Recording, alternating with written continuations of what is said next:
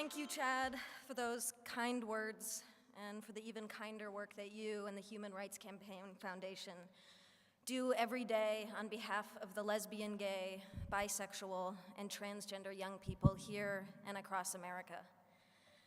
It is such an honor to be here at the inaugural Time to Thrive conference, but it's a little weird too.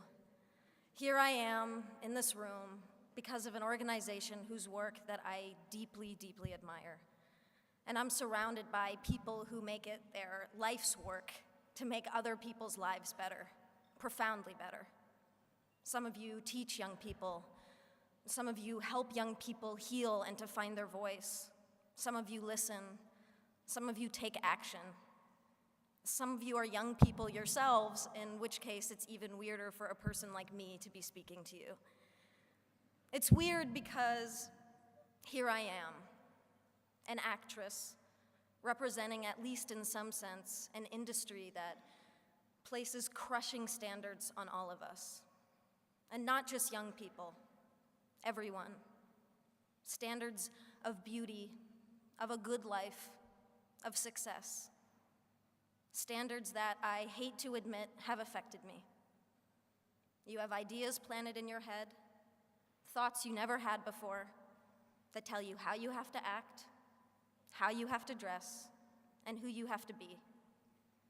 And I have been trying to push back, to be authentic, and to follow my heart, but it can be hard. But that's why I'm here, in this room. All of you, all of us, can do so much more together than any one person can do alone. And I hope that that thought bolsters you as much as it does me. I hope that the workshops you go to over the next few days give you strength, because I can only imagine that there are days when you've worked longer hours than your boss realizes or cares about just to help a kid who you know can make it. Days where you feel completely alone, undermined, or hopeless. And I know that there are people in this room who go to school every day and get treated like shit for no reason. Or you go home and you feel like you can't tell your parents the whole truth about yourself. And beyond putting yourself in one box or another, you worry about the future, about college, or work, or even your physical safety. And trying to create that mental picture of your life, of what on earth is going to happen to you, can crush you a little bit every day. And it is toxic and painful and deeply unfair. And sometimes it's the little insignificant stuff that can tear you down. Now, I try not to read gossip as a rule, but the other day, a website ran an article with a picture of me wearing sweatpants on the way to the gym.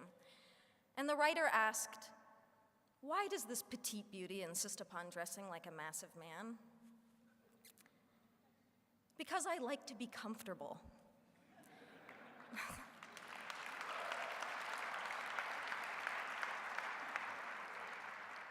There are pervasive stereotypes about masculinity and femininity that define how we're all supposed to act, dress, and speak, and they serve no one.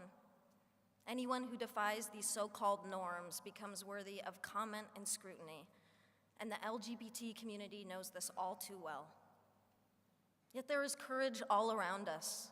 The football hero, Michael Sam, the actress, Laverne Cox, the musicians, Tegan and Sarah Quinn, the family that supports their daughter or son who has come out. And there is courage in this room, all of you. And I'm inspired to be in this room because every single one of you is here for the same reason. You're here because you've adopted as a core motivation the simple fact that this world would be a whole lot better if we just made an effort to be less horrible to one another.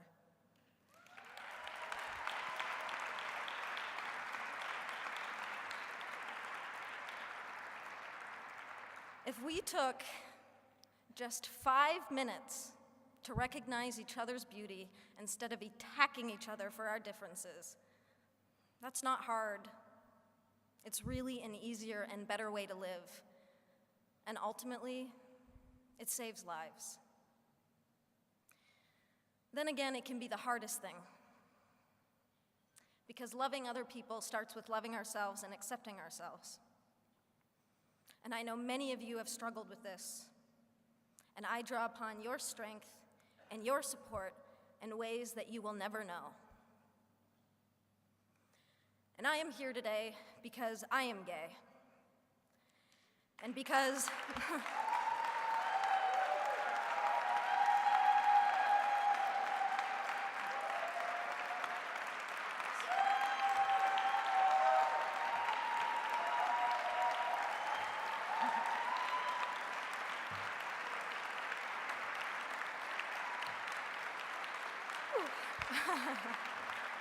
thank you.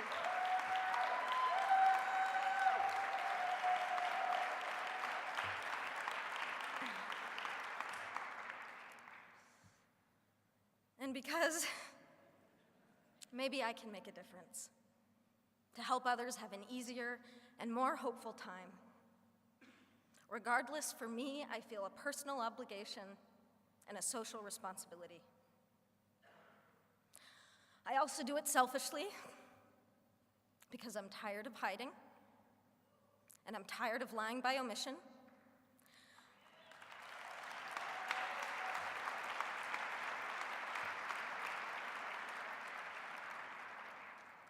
I suffered for years because I was scared to be out.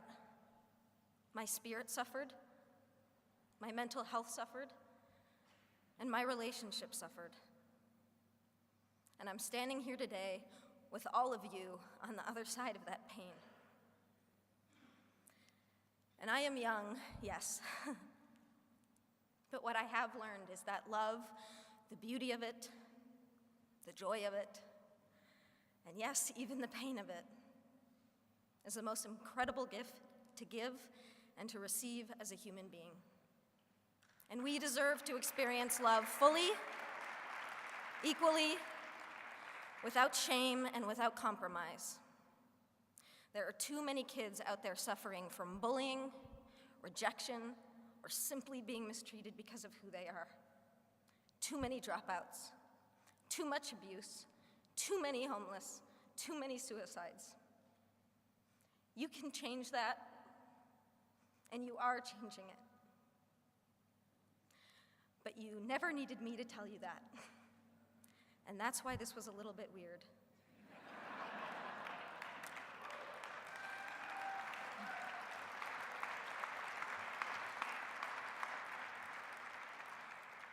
The only thing that I can really say is what I'm building up to, is what I have been building up to for the past 5 minutes. Thank you. Thank you for inspiring me. Thank you for giving me hope. And please keep changing the world for people like me. Happy Valentine's Day. I love you.